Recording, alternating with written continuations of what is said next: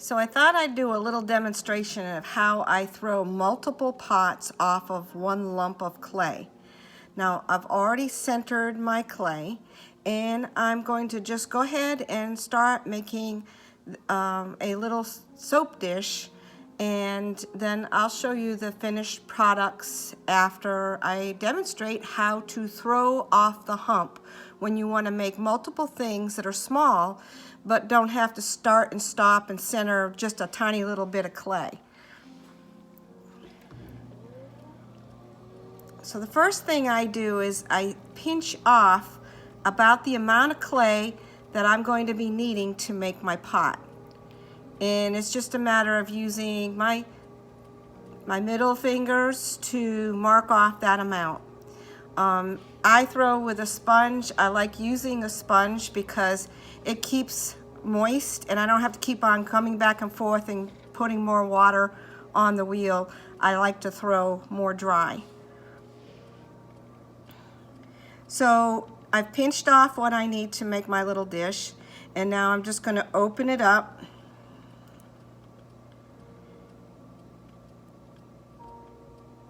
And then I'm going to pull out my sides of my small little soap dish.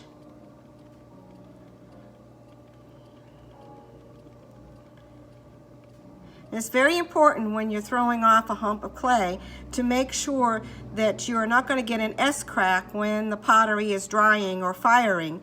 So you have to make sure you keep on going back and forth on the bottom of the dish so that you firm up those clay molecules, so they will not be loose, but they will be nice and tight.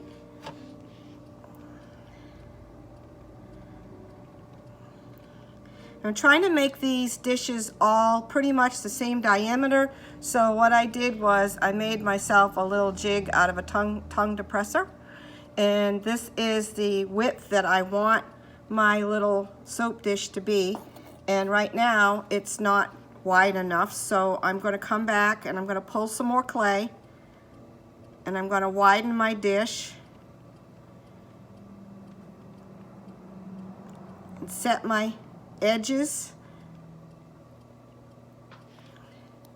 Come back and measure, and that looks pretty good. Pretty good. So then I have this neat little tool here. Kind of dirty, but you can see it has a little pointed edge. And so what I'm going to do now is I'm going to mark where my bottom should be. That's the other thing, when you're throwing off the hump, you don't want to go too shallow, because you can always trim off what you don't need. But if you go too shallow, you'll cut through the bottom, and then you've got to start over again.